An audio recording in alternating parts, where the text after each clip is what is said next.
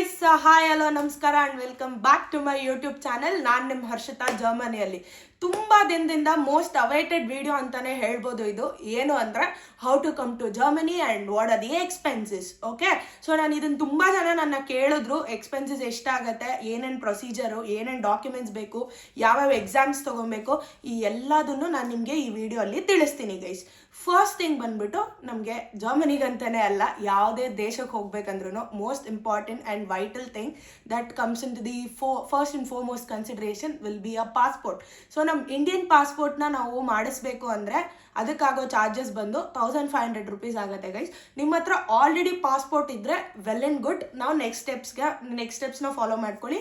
Passport ಇಲ್ಲ ಅಂದರೆ passport ಸೇವಾ ಕೇಂದ್ರ ಅಲ್ಲಿ ಆರ್ ಪಾಸ್ಪೋರ್ಟ್ ಸೇವಾ ಅಂತ ವೆಬ್ಸೈಟ್ ಇರುತ್ತೆ, ಅದರಲ್ಲಿ ಹೋಗಿ ಅಪ್ಲೈ ಮಾಡ್ಕೊಳ್ಳಿ. 2 ವೀಕ್ಸಲ್ಲಿ ಪಾಸ್ಪೋರ್ಟ್ದು ಪ್ರೊಸೀಜರ್ ಆಲ್ಮೋಸ್ಟ್ ಎಷ್ಟೇ ಡಿಲೇ ಆದರೂ ಕಂಪ್ಲೀಟ್ ಆಗುತ್ತೆ ಗೈಸ್.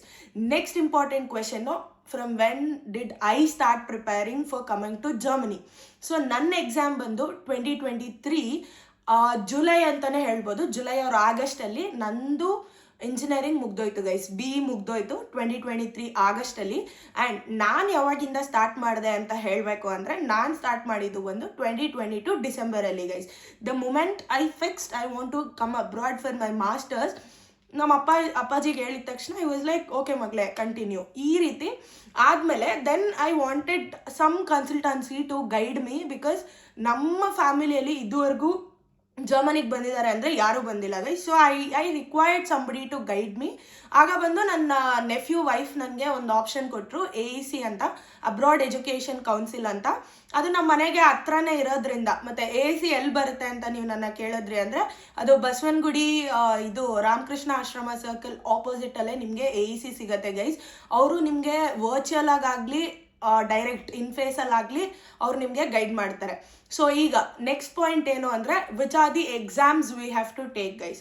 ಸೊ ಎಕ್ಸಾಮ್ ಪಾಯಿಂಟಿಗೆ ಬಂದರೆ, most of the countries accept ಮಾಡೋ ಒಂದು ಎಕ್ಸಾಮ್ ಯಾವುದು ಅಂದರೆ IELTS ಗೈಸ್. ಸೊ ಈಗ IELTS is accepted by maybe I guess Germany, UK, US and few more countries. ನಾನು ಬೇರೆ ದೇಶದ ಬಗ್ಗೆ ಯಾವುದೇ ರೀತಿ ರಿಸರ್ಚ್ ಮಾಡಿಲ್ಲ.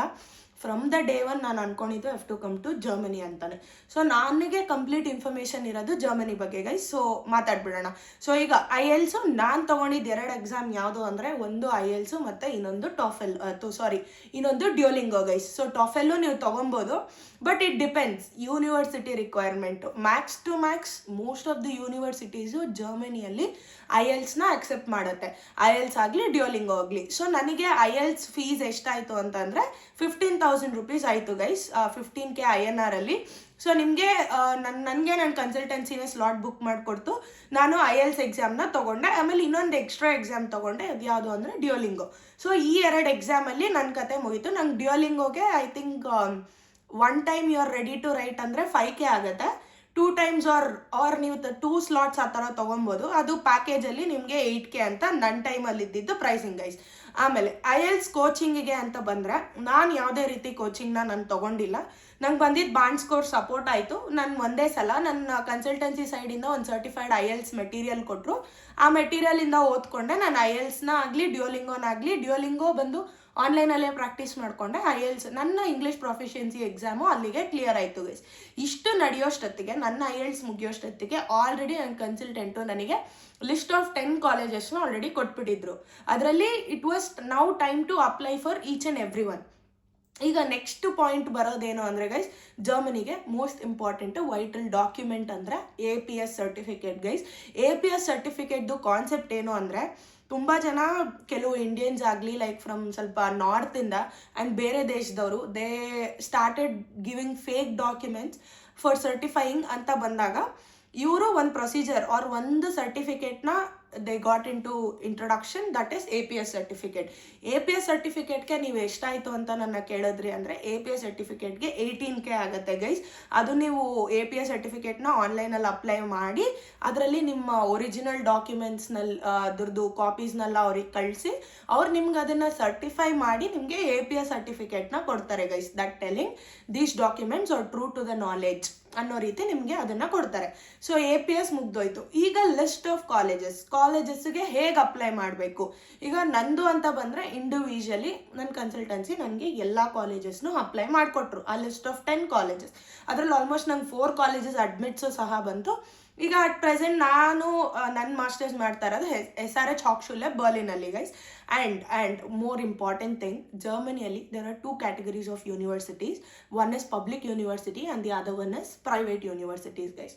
When it come to public universities, the fees ಹೇಗಿರುತ್ತೆ ಅಂದರೆ ಮ್ಯಾಕ್ಸಿಮಮ್ ಪರ್ ಸೆಮಿಸ್ಟರ್ 30K ನಿಮಗೆ ಬರೋ ಫೀಸು ಗೈಸ್. 30K ಇನ್ INR ಅಂದರೆ 300 euros ನಿಮಗೆ ಫೀಸ್ ಇರುತ್ತೆ ಎಲ್ಲಿ ಪಬ್ಲಿಕ್ ಯೂನಿವರ್ಸಿಟಿಲಿ. ಅದೇ ನೀವು ಪ್ರೈವೇಟ್ ಯೂನಿವರ್ಸಿಟಿ ಅಂತ ಬಂದ್ರಿ ಅಂದರೆ ಫೀಸ್ ರೇಂಜ್ ಬಂದು per semester 4 lakhs to 7 lakhs ಒಳಗಡೆವರೆಗೂ ರೇಂಜ್ ಆಗುತ್ತೆ ಗೈಸ್. ಸೊ ಇದು ಬಂದು ನಿಮ್ಮ ಫೀ ಸ್ಟ್ರಕ್ಚರ್ ಎಷ್ಟು ಆಗ್ಬೋದು ಅಂತ ಒಂದು ಎಸ್ಟಿಮೇಷನ್ಗೆ ಐಮ್ ಟೆಲಿಂಗ್ ಯು. ಪಬ್ಲಿಕ್ ಯೂನಿವರ್ಸಿಟೀಸಲ್ಲಿ ಮ್ಯಾಕ್ಸ್ 30K ಅಂದರೆ 300 to 700 euros, 30 to 60K ವರೆಗೂ ಪರ್ ಸೆಮಿಸ್ಟರ್ ಆಗುತ್ತೆ. ಅದಕ್ಕೆ ಹೇಳೋದು ಜರ್ಮನಿಯಲ್ಲಿ ಮೋಸ್ಟ್ ಆಫ್ ದ ಯೂನಿವರ್ಸಿಟೀಸಲ್ಲಿ ಎಜುಕೇಷನ್ ಫ್ರೀ ಆಫ್ ಕಾಸ್ಟಿಗೆ ಬರುತ್ತೆ ಅಂತ. ಫ್ರೀ ಆಫ್ ಕಾಸ್ಟ್ ಅಂದರೆ ವೆರಿ ಮೈನ್ಯೂಟ್ ಟ್ಯೂಷನ್ ಫೀನ ನೀವು ಪಬ್ಲಿಕ್ ಯೂನಿವರ್ಸಿಟೀಸ್ಗೆ ನೀವು ಕೊಡಬೇಕಾಗತ್ತೆ. ಸೊ ಈಗ ಯೂನಿವರ್ಸಿಟೀಸ್ಗೆ ಹೇಗೆ ಅಪ್ಲೈ ಮಾಡೋದು ಅಂತ ಬಂತು ಅಂದರೆ ದೇರ್ ಆರ್ 2 points. ಒಂದು ಬಂದು ಕೆಲವು ಯೂನಿವರ್ಸಿಟೀಸ್ಗೆ ನಿಮಗೆ ಡೈರೆಕ್ಟ್ ಅಪ್ಲಿಕೇಶನ್ ಸಿಗಲ್ಲ. ಸೊ ನೀವು ಆ ರೀತಿ ಜರ್ಮನಿಗೆ ಯೂನಿವರ್ಸಿಟೀಸ್ಗೆ ನೀವು ಅಪ್ಲೈ ಮಾಡಬೇಕು ಅಂದರೆ there is a portal called uni assist ಅಂತ ಗೈಸ್. ಯೂನಿ ಅಸಿಸ್ಟ್ ಪೋರ್ಟಲಲ್ಲಿ ನೀವು ಹೋಗ್ಬಿಟ್ಟು ಅಪ್ಲೈ ಮಾಡ್ಬೋದು. So uni assist portal fees ಎಷ್ಟು ಅಂತ ನೀವು ನನಗೆ ಕೇಳಿದ್ರಿ ಅಂದರೆ, ಯೂನಿ ಅಸಿಸ್ಟು ಬಂದು first time for the first application it will cost you around 8K ಅಂದರೆ 70 to 75 euro ಆಗುತ್ತೆ. 70 or 85 euro ಆಗುತ್ತೆ. ನಮ್ಮ ಇಂಡಿಯನ್ ಪ್ರೈಸಲ್ಲಿ ಫಸ್ಟ್ ಅಪ್ಲಿಕೇಶನ್ಗೆ ನಿಮಗೆ ಬರೋದು ಬಂದು 8K ಗೈಸ್. ನೆಕ್ಸ್ಟ್ ಅಪ್ಲಿಕೇಶನಿಂದ ನಿಮಗೆ 30 euro ಅಲ್ಲಿ ಮುಗ್ದೋಗುತ್ತೆ. ಅಂದರೆ 2.5 to 2.7K INR ಅಲ್ಲಿ ನಿಮಗೆ ನೆಕ್ಸ್ಟ್ ಅಪ್ಲಿಕೇಶನ್ಸ್ ಅನ್ನೋದು ನೀವು ಇನ್ನು ಎಷ್ಟು ಹಾಕೊಂಡ್ರು ಅಷ್ಟು ಅಪ್ಲಿಕೇಶನ್ಸ್ ನಿಮಗೆ ಆ ಪ್ರೈಸಲ್ಲಿ ಮುಗಿಯುತ್ತೆ. So this is how you apply. And few ಯೂನಿವರ್ಸಿಟೀಸ್ಗೆ you will have their direct college web portal where you can directly go and apply for the university guys. ಈಗ ನಮ್ಮದು ಪ್ರೊಫಿಷಿಯನ್ಸಿ ಎಕ್ಸಾಮ್ ಆಯಿತು, APS ಸರ್ಟಿಫಿಕೇಟ್ ಆಯಿತು, how to apply to the university ಆಯಿತು. ಈಗ ನಿನಗೆ ಯೂನಿವರ್ಸಿಟಿಯಿಂದ admit ಬಂತು. ಈಗ ನೆಕ್ಸ್ಟ್ ಏನು ಮಾಡಬೇಕು ಅಂದರೆ ನೆಕ್ಸ್ಟ್ ಬರೋದು ನಿಮಗೆ ವೀಸಾ ಪ್ರೊಸೀಜರ್ ಗೈಸ್. ವೀಸಾ ಪ್ರೊಸೀಜರ್ಗೆ ಮುಂಚೆ ನೀವು ಮಾಡಬೇಕಾಗಿರೋ ಕೆಲಸ ಏನು ಅಂದರೆ ಬ್ಲಾಕ್ಡ್ ಅಮೌಂಟ್ನ ರೆಡಿ ಮಾಡ್ಕೊಬೇಕು ಗೈಸ್. ಬ್ಲಾಕ್ಡ್ ಅಮೌಂಟ್ ಎಷ್ಟು ಬರುತ್ತೆ ಅಂದರೆ per year it is around 11,900 euros or nearly 11,900 euros ಬರುತ್ತೆ. ಅದು ನಮ್ಮ INR ಅಲ್ಲಿ ಎಷ್ಟಾಗುತ್ತೆ ಅಂದರೆ 10 to 10.5 lakhs that days conversion rate ಮೇಲೆ ಡಿಪೆಂಡ್ ಆಗುತ್ತೆ ಗೈಸ್. ಬಿಕಾಸ್ ನಮ್ಮದು like 1 euro in German currency is equal to 90 rupees. ಆ ಥರ ನೋಡಿ ನೀವು ಕ್ಯಾಲ್ಕುಲೇಟ್ ಮಾಡಿಕೊಂಡ್ರೆ ನಮಗೆ INR ಅಲ್ಲಿ ಎಷ್ಟು ಬರುತ್ತೆ, ಅದು ಆಲ್ಮೋಸ್ಟ್ ಈಕ್ವಲ್ ಟು ನಮಗೆ 10 to 10.5 lakhs ಬರುತ್ತೆ. This is your blocked amount fee. ನಿಮಗೆ ವೀಸಾಗೆ ಹೋಗೋಕ್ಕೂ ಮುಂಚೆ ಬೇರೆ ಎಲ್ಲ ಡಾಕ್ಯುಮೆಂಟ್ಸ್ ಜೊತೆಗೆ ಇವೆರಡು ತುಂಬ ಇಂಪಾರ್ಟೆಂಟ್ ಗೈಸ್. ಒಂದು ಬಂದು ಬ್ಲಾಕ್ಡ್ ಅಮೌಂಟು, ಇನ್ನೊಂದು ಬಂದು ನಿಮ್ಮ first semester fee paid receipt. ಇವೆರಡು ನಿಮಗೆ ವೀಸಾ ಇಂಟರ್ವ್ಯೂಗೆ ಹೋಗುವಾಗ ತುಂಬ ಇಂಪಾರ್ಟೆಂಟ್ ಆಗುತ್ತೆ when it comes to Germany. ನನಗೆ ವೀಸಾ ಇಂಟರ್ವ್ಯೂಗೆ ಹೋದಾಗ ತುಂಬ ಕ್ವೆಶನ್ಸ್ ಏನು ಕೇಳಿಲ್ಲ. ಜಸ್ಟ್ ನನ್ನ ರೆಕಾರ್ಡ್ ಆಫ್ ನನ್ನ ಟ್ರಾನ್ಸ್ಕ್ರಿಪ್ಟ್ಸ್ ಎಲ್ಲ ಚೆಕ್ ಮಾಡಿದ್ರು, ಡೈರೆಕ್ಟಾಗಿ ನನ್ನ ಬಯೋಮೆಟ್ರಿಕ್ಗೆ ಕಳಿಸ್ಕೊಟ್ರು ಗೈಸ್. ಸೊ ಬ್ಲಾಕ್ಡ್ ಅಮೌಂಟ್ ನಮ್ಗೆ ಎಷ್ಟಕ್ಕೆ ಬರುತ್ತೆ ಅಂತ ಅಂದರೆ 10 to 10.5 lakhsವರೆಗೂ ನಮಗೆ ಬ್ಲಾಕ್ಡ್ ಅಮೌಂಟು ಬರುತ್ತೆ. ಅದಾದಮೇಲೆ ನಮಗೆ ಯೂನಿವರ್ಸಿಟಿ ಫೀಸ್, ನಾನು ಹೇಳ್ದಂಗೆ ಪಬ್ಲಿಕ್ ಯೂನಿವರ್ಸಿಟೀಸು ನಿಮಗೆ ಪ್ರೈವೇಟ್ ಯಾವ ಯೂನಿವರ್ಸಿಟಿಲಿ ಅಡ್ಮಿಟ್ ಸಿಕ್ಕಿದೆ ಅದ್ರ ಡಿಪೆಂಡೆಂಟ್ ಮೇಲೆ ನಿಮಗೆ ಯೂನಿವರ್ಸಿಟಿ ಫೀಸ್ ಆಗುತ್ತೆ. ಮತ್ತು ವೀಸಾ ಫೀಸ್ ಎಷ್ಟು ಅಂತ ಕೇಳಿದ್ರೆ ನಮಗೆ ನಾರ್ಮಲ್ ಸ್ಲಾಟ್ಸಲ್ಲಿ ವೀಸಾ ತೊಗೊತೀರಾ ಅಂದರೆ ವೀಸಾ ಪ್ರೈಸ್ ಬಂದು 8 to 9K ಇರುತ್ತೆ ಗೈಸ್. ಸೊ ನೀವು ವೀಸಾ ಸ್ಲಾಟ್ ಬುಕ್ ಮಾಡ್ಕೊಬೇಕಂದ್ರೆ ಅದು ಒಂದು 8 to 9K ಇರುತ್ತೆ. ಬಿಕಾಸ್ ನಂದು ವೀಸಾ ಸ್ಲಾಟು ಸಹ ನಮ್ಮ ಕನ್ಸಲ್ಟೆನ್ಸಿ ಅವರೇ ಬುಕ್ ಮಾಡಿಕೊಟ್ರು. ವೀಸಾ ಸ್ಲಾಟ್ ನಿಮಗೆ ಸಿಗೋಕ್ಕೆ ಎಷ್ಟು ದಿನ ಆಗುತ್ತೆ ಅಂದರೆ ಮ್ಯಾಕ್ಸಿಮಮ್ ಲೈಕ್ ನಾನು ಬಂದಾಗ ಅಂದರೆ 2023 1 month ಆಗಿತ್ತು ಗೈಸ್. ಅಂದರೆ ನೀನು ಇವತ್ತು ಅಪ್ಲೈ ಮಾಡ್ತಿದ್ದೆ ಅಂದರೆ ಒಂದು ನೆಕ್ಸ್ಟ್ 1 monthಗೆ ನಿನಗೆ ಸ್ಲಾಟ್ ಸಿಗುತ್ತೆ. ಈಗ ಮೇ ಬಿ ಇನ್ನೂ ಫಾಸ್ಟ್ ಆಗಿರ್ಬೋದು, ಈಗ ಅಟ್ ಪ್ರೆಸೆಂಟ್ ಅಪ್ಡೇಟ್ ನನಗಿಲ್ಲ ಅನ್ನೋದ್ರಿಂದ 1 month ಆಗುತ್ತೆ ನಿಮಗೆ ವೀಸಾ ಸ್ಲಾಟ್ ಸಿಗೋಕ್ಕೆ. ಅದಾದಮೇಲೆ ನಿಮಗೆ ವೀಸಾ ಪ್ರೈಸ್ ಎಷ್ಟಾಗುತ್ತೆ ಅಂದರೆ 8K ಆಗುತ್ತೆ, 8 to 9K ಆಗುತ್ತೆ. ಅದೇ ನಿಮಗೆ ಪ್ರೀಮಿಯಂ ಸ್ಲಾಟ್, ನೀವು ಪ್ರೀಮಿಯಂ ಸ್ಲಾಟ್ ಪ್ರಿಫರ್ ಮಾಡ್ತೀರಾ ಅಂದರೆ ಅದು ಒಂದು 2 to 3K ಎಕ್ಸ್ಟ್ರಾ ಅಂದರೆ ಅದೊಂದು 12Kಗೆ ಬರುತ್ತೆ ಗೈಸ್. ಪ್ರೀಮಿಯಂ ಸ್ಲಾಟ್ ಹೇಗಿರುತ್ತೆ ಅಂದರೆ ಅವರೇ ಬಂದು ನಮ್ಮ ಹತ್ರ ಡಾಕ್ಯುಮೆಂಟ್ಸ್ ಎಲ್ಲ ರಿಸೀವ್ ಮಾಡ್ಕೊಂಡು ಹೋಗಿ ವೆರಿಫೈ ಮಾಡಿ ಆಮೇಲೆ ನಮ್ಮನ್ನು ಬಯೋಮೆಟ್ರಿಕ್ಸಿಗೆ ಕರೆಯೋವಂಥದ್ದು ಇರುತ್ತೆ. ನಾನು ನನ್ನ ಪರ್ಸ್ನಲ್ ಎಕ್ಸ್ಪೀರಿಯನ್ಸಲ್ಲಿ ರಿಸ್ಕ್ ಮಾಡೋದು ಬೇಡ ಅಂದ್ಬಿಟ್ಟು ನಾನು ಡೈರೆಕ್ಟಾಗಿ ಪ್ರೀಮಿಯಂ ಸ್ಲಾಟ್ನೇ ತೊಗೊಂಡಿದ್ದೆ. ಅಲ್ಲಿಗೆ ನಮ್ಮ ವೀಸಾ ಕತೆ ಬಂತು, ವೀಸಾ ಕತೆ ಮುಗೀತು. ಆ್ಯಂಡ್ ವೀಸಾ ಬರೋಕ್ಕೆ ನನಗೆ ಎಷ್ಟು ದಿನ ಆಯಿತು ಅಂದರೆ ಎಕ್ಸಾಕ್ಟ್ಲಿ ನನಗೆ ಅವ್ರು ಕೊಟ್ಟಿದ್ದು ಟೈಮ್ ಪೀರಿಯಡ್ ಬಂದು 30 to 45 ಡೇಸ್ ಅಂತ ಹೇಳಿದ್ರು. ಬಟ್ ಎಕ್ಸಾಕ್ಟ್ಲಿ ನಂಗೆ ಸೆಪ್ಟೆಂಬರ್ 30th ನನ್ನ ವೀಸಾ ಅಪಾಯಿಂಟ್ಮೆಂಟ್ ಇತ್ತು, ಅಕ್ಟೋಬರ್ 31st ನನಗೆ ವೀಸಾ ಬಂತು ಗೈಸ್. ಸೊ ವೀಸಾ ನನಗೆ ಎಷ್ಟಾಯಿತು, ನನಗೆ 1 month ಆಯಿತು. ಬಟ್ ಈಗ ಅಪ್ಲೈ ಮಾಡ್ತಾ ಇರೋ ಸ್ಟೂಡೆಂಟ್ಸ್ಗೆ in a span of 7 days to 15 days, 1 week to 15 days ಒಳಗೆ ಈಗ ವೀಸಾಸ್ ಬರ್ತಿದೆ. ಯಾಕೆ ಅಂದರೆ ನಮ್ಮ ಪ್ರೈಮ್ ಮಿನಿಸ್ಟರು ನರೇಂದ್ರ ಮೋದಿ ಅವರು ಬಂದು ಜರ್ಮನ್ ಗೌರ್ಮೆಂಟ್ ಜೊತೆಗೆ ಒಳ್ಳೆ ಕಾಂಟ್ರಾಕ್ಟು ಟ್ರೀಟೀಸ್ ಎಲ್ಲ ಸೈನ್ ಮಾಡಿಕೊಂಡು, ಸೊ ಈಗ Germany is open for 90,000 number of visas a year guys. So it is good and easy to come to Germany. And ಇಲ್ಲಿ ನಮಗೆ ಜರ್ಮನಿಗೆ ಬರೋದ್ರಲ್ಲಿ ಇನ್ನೊಂದು ಇಂಪಾರ್ಟೆಂಟ್ ವಿಷಯ ಏನು ಅಂದರೆ ಗೈಸ್, US ಹೋಗ್ತೀರಾ, ಭಾಷೆ ಕಲಿಯಂಗಿಲ್ಲ ಇಂಗ್ಲೀಷು. UK ಹೋಗ್ತೀರಾ, ಭಾಷೆ ಕಲಿಯಂಗಿಲ್ಲ English, but they have their own slang or version ಅಂತ ಹೇಳ್ಬೋದು. Britain English or American English ಈ ಥರ ನಿಮಗೆ ಬೇರೆ ಬೇರೆ ಬರುತ್ತೆ. ಬಟ್ ಜರ್ಮನಿಗೆ ಬರಬೇಕು ಅಂದರೆ ಯು ಶುಡ್ ಬಿ ನೋಯಿಂಗ್ ಡಾಯ್ಶ್ ಅಂದರೆ ನಮಗೆ ಜರ್ಮನ್ ಬರಬೇಕಾಗುತ್ತೆ ಗೈಸ್. ನನಗೆ ಇನಿಷಿಯಲಿ ಇಂಡಿಯಾಲಿದ್ದಾಗ ನಾನು ಯಾವುದೇ ರೀತಿ ಕೋಚಿಂಗಿಗೂ ಸಹ ಹೋಗಲಿಲ್ಲ, ನಾನು ಯಾವುದೇ ರೀತಿ ಜರ್ಮನ್ ಕಲ್ತ್ಕೊಳ್ಳೋದು ಇವೆಲ್ಲ ಮಾಡಲಿಲ್ಲ. ಯಾಕಂದರೆ ನನಗೆ ಟೈಮ್ ಇರಲಿಲ್ಲ ಗೈಸ್. ನಂದು ಆಗಸ್ಟಲ್ಲಿ ಮುಗೀತು ಅಂದರೆ ಅಕ್ಟೋಬರ್ ಇಂಟೇಕಿಗೆ ನಾನು ಬಂದಿದ್ದು, ನನಗಿದ್ದಿದ್ದು 1 ತಿಂಗಳು ಗೈಸ್. ಇವೆಲ್ಲ ಬಿಕಾಸ್ ನನ್ನ equally for me my engineering semesters was also important. So ಜರ್ಮನಿಗೆ ಬಂತು ಅಂದರೆ IT ಫೀಲ್ಡಲ್ಲಿ 50% ಆಫ್ ದ ಪ್ಲೇಸಸಲ್ಲಿ if you have a strong core IT knowledge, German ಅಷ್ಟೊಂದು ರೀಸೆಂಟ್ ಟೈಮ್ಸಲ್ಲಿ ನಿಮಗೆ ಬೇಕಾಗಿ ಬರಲ್ಲ ಗೈಸ್.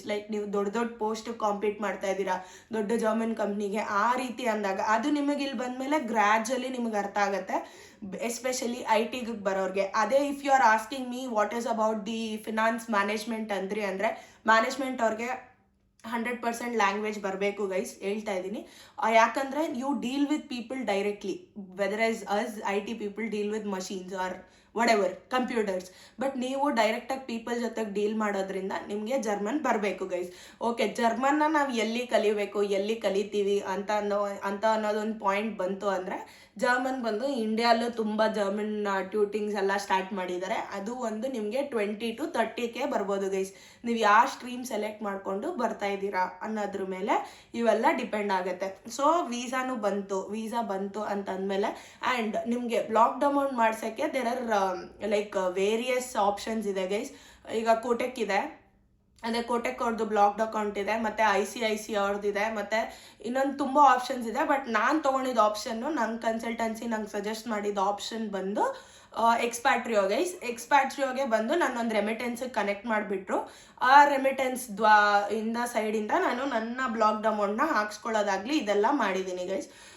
ಅಲ್ಲಿ ಬಂದರೆ ಅಂದರೆ ನಾನು ತೊಗೊಂಡಿದ್ದ ರೆಮಿಟೆನ್ಸ್ದು ಅಡ್ರೆಸ್ಸು ಮತ್ತು ನನ್ನ ಕನ್ಸಲ್ಟೆನ್ಸಿ ಅಡ್ರೆಸ್ಸು ಇವೆಲ್ಲ ಲಾಸ್ಟಲ್ಲಿ ನಾನು ಮೆನ್ಷನ್ ಮಾಡ್ತೀನಿ. ಎಲ್ಲ ಕಡೆ ಪ್ರಾಪರ್ ಸಪೋರ್ಟ್ ಇರೋದ್ರಿಂದ ನಾನು ಹಾನೆಸ್ಟಾಗಿ ಹೇಳ್ಬೋದು ಗೈಸ್, ಇಲ್ಲಿಗೆ ಬರೋಕ್ಕೆ ಫಸ್ಟ್ ರೀಸನ್ನು ನಮ್ಮ ಡ್ಯಾಡು, ನಮ್ಮ ಪೇರೆಂಟ್ಸು, ನನ್ನ ಫ್ಯಾಮಿಲಿ ಅಂತ ಅಂದ್ಕೊಂಡ್ರೆ, ಸೆಕೆಂಡ್ ಮೋಸ್ಟ್ ಇಂಪಾರ್ಟೆಂಟ್ ಪಿಲ್ಲರ್ಸ್ ಆ ಥರ ನಿಂತ್ಕೊಂಡಿದ್ದು ಅಂದರೆ ನಮ್ಮ ಕನ್ಸಲ್ಟೆನ್ಸಿ ಲಾಸ್ಟ್ ಮಿನಿಟ್ವರೆಗೂ ಹೆಲ್ಪ್ ಮಾಡಿ ಸ್ಟೆಪ್ ಬೈ ಸ್ಟೆಪ್ ನನಗೆ ಏನು ಮಾಡ್ಬೇಕು ಅನ್ನೋದನ್ನು ನೀಟಾಗಿ ಅವ್ರು ನಂಗೆ ತಿಳಿಸ್ಕೊಟ್ಟಿದ್ದಾರೆ. ಅದು ಬಂದು ನನ್ನ ಕನ್ಸಲ್ಟೆನ್ಸಿದು ಕತೆ. ಮತ್ತು ರೆಮಿಟೆನ್ಸಲ್ಲಿ ಪ್ರೇಮ್ ಅಂಕಲ್ ಅಂತ ಒಬ್ಬರು ಲಾಸ್ಟ್ ಮಿನಿಟ್ವರೆಗೂ ಇವತ್ತುವರೆಗೂ ನನಗೆ ಫಂಡ್ಸ್ ಬೇಕು ಅಂದರೆ ಗೈಸ್, ನಾನು ಸೆಕೆಂಡ್ ಇಯರ್ಗೆ ಸಹ ಬ್ಲಾಕ್ಡ್ ಅಕೌಂಟ್ ಹಾಕ್ಸ್ಕೊಂಡಾಗ್ಲೂ ಅವರೇನೆ ಇಲ್ಲಿ ಕೂತ್ಕೊಂಡು ನಾನು ಕೇಳಿದ ಎಲ್ಲದನ್ನು ಸಹ ಅವ್ರು ನನಗೆ ಹೆಲ್ಪ್ ಮಾಡಿಕೊಟ್ಟಿದ್ದಾರೆ. ಅದಾದಮೇಲೆ ಬಂದು ನಿಮಗೆ ವೀಸಾ ಬಂತು ಗೈಸ್, ನೆಕ್ಸ್ಟು ನೀವು ಇಲ್ಲಿಗೆ ಬರಬೇಕು. ಟಿಕೆಟ್ಸ್ ಕತೆಗೆ ಬಂದರೆ ಅಂದರೆ ಟಿಕೆಟ್ಸು ನಿಮಗೆ ಬ್ಯಾಂಗ್ಳೂರಿಂದ ಆರ್ ಮ್ಯಾಕ್ಸಿಮಮ್ ಸೌತಿಂದ ಬರೋ ತುಂಬ ಏರ್ಲೈನ್ಸು ಜರ್ಮನಿಗೆ ಬರುತ್ತೆ ಅಂದರೆ it is preferably either Lufthansa or Vistara, ನನಗೆ ಗೊತ್ತಿರೋ ಆಪ್ಷನ್ಸು.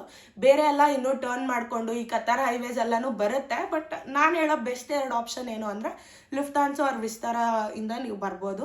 ಅದರಲ್ಲೂ ಏನಾಗುತ್ತೆ, ಪ್ರೈಸಿಂಗ್ ಎಷ್ಟಾಗತ್ತೆ ಅಂತ ನೀವು ನನ್ನ ಕೇಳಿದ್ರಿ ಅಂದರೆ, ಫಸ್ಟು ನಾನು ಇಂಡಿಯಾಲಿದ್ದಾಗ ನನಗೆ ಈ ವೆಬ್ಸೈಟ್ಸ್ ಎಲ್ಲ ಅದ್ರ ಬಗ್ಗೆ ಇನ್ಫಾರ್ಮೇಷನ್ ಇಲ್ಲದೆ ಇರೋದ್ರಿಂದ ನಾನು ಡೈರೆಕ್ಟ್ ಲುಫ್ತಾನ್ಸಾ ವೆಬ್ಸೈಟಲ್ಲಿ ಹೋಗಿ ಬುಕ್ ಮಾಡಿಕೊಂಡೆ.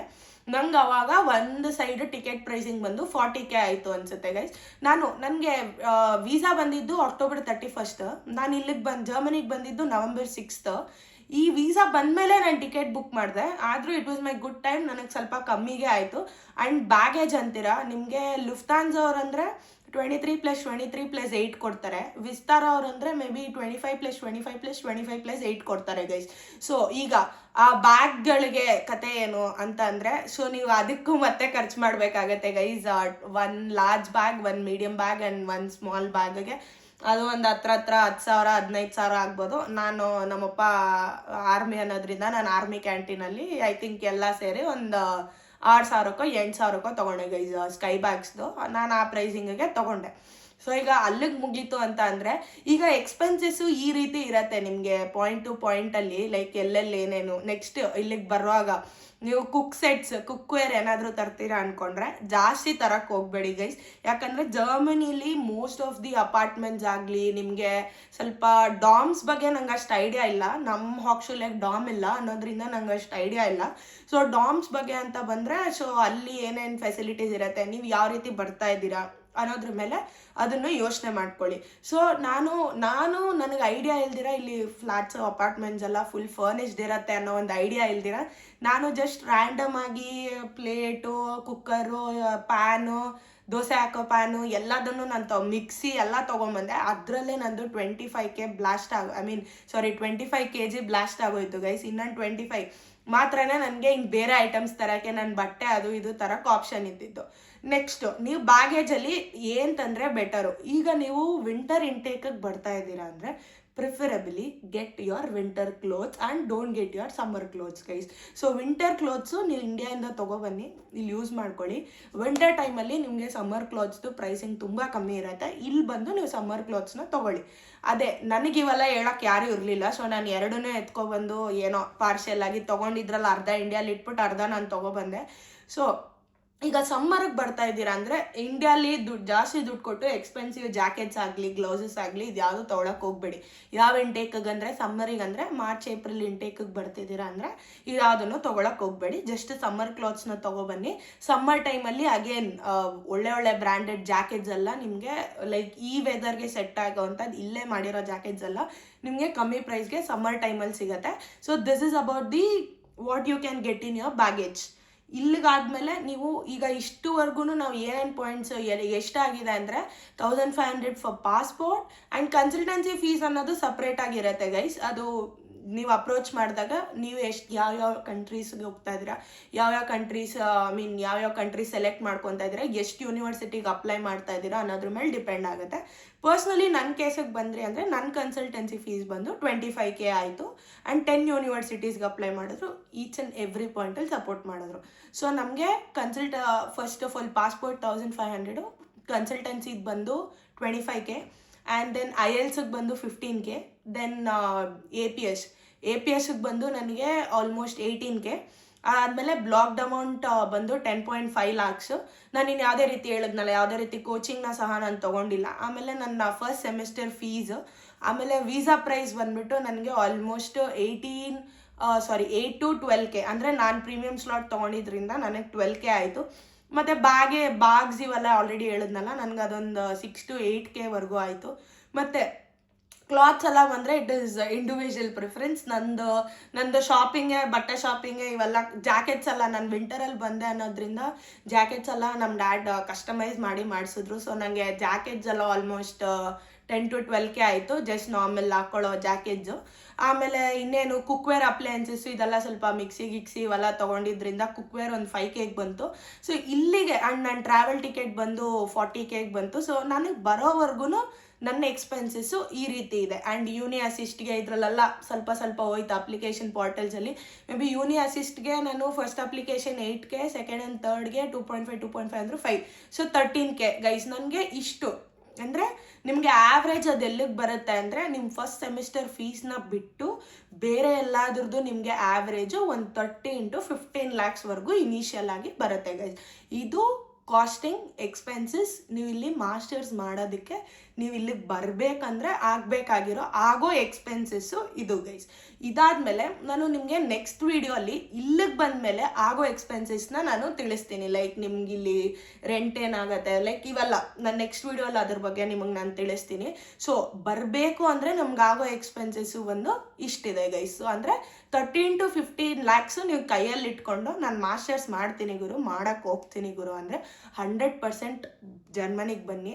ನಾನು ಹೇಳ್ತಿದ್ದೀನಲ್ಲ, ಲ್ಯಾಂಗ್ವೇಜ್ ಬ್ಯಾರಿಯರ್ ಅನ್ನೋದು ಒಂಚೂರು ಅದು ನನಗೆ, ಲೈಕ್ ಈಗ ಒಂದು ಅಂಗಡಿಗೆ ಹೋಗಿ ಏನಾರ ತಗೋಬಾ ಅಂದರೆ ಅಷ್ಟು ಜರ್ಮನ್ ಸಹ ನನಗೆ ಬರುತ್ತೆ ಗೈಸ್. ಅಂದರೆ ಏನಾರ ತೊಗೊಳಕ್ಕೆ ಮತ್ತು ಕೆಲವು ನಂಬರ್ಸು, ಈ ಥರ ಬೇಸಿಕ್ ಇನ್ಫಾರ್ಮೇಷನ್ನು, ಬೇಸಿಕ್ ಜರ್ಮನ್ನು ನನಗೆ ಲೈಕ್ ಪ್ರೊಫೆಷ್ನಲ್ ಲೆವೆಲ್ ಅಂಡರ್ಸ್ಟ್ಯಾಂಡಿಂಗ್ ಎಲ್ಲ ಇಲ್ಲ. ಏನು ಹೇಳ್ಬೋದು, ಒಂದು A1 ಲೆವೆಲ್ಗೆ, ಅಂದರೆ ಒಂದು ಮನುಷ್ಯ ಹೇಳೋದನ್ನು ಅರ್ಧ ಮಾಡ್ಕೊಳ್ಳೋ ಲೆವೆಲ್ವರೆಗೂ ನನಗೆ ಇಲ್ಲಿಗೆ ಬಂದಮೇಲೆ ಮಾತಾಡೋದನ್ನು ಕೇಳಿಸ್ಕೊಂಡು ಜರ್ಮನ್ ಬಂದಿದೆ ಗೈಸ್.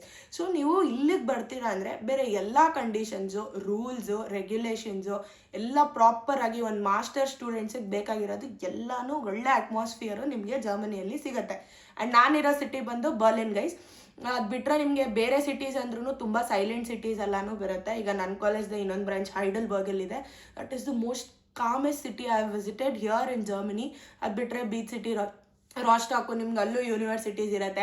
ಬರ್ಲಿನ್ಗೆ ಮೋಸ್ಟ್ ಈಕ್ವಲೆಂಟ್ ಸಿಟೀಸ್ ಬಂದು ಮ್ಯೂನಿಕು, ಫ್ರಾಂಕ್ಫರ್ಟು, ಈ ಸಿಟೀಸು ಚೆನ್ನಾಗಿರುತ್ತೆ.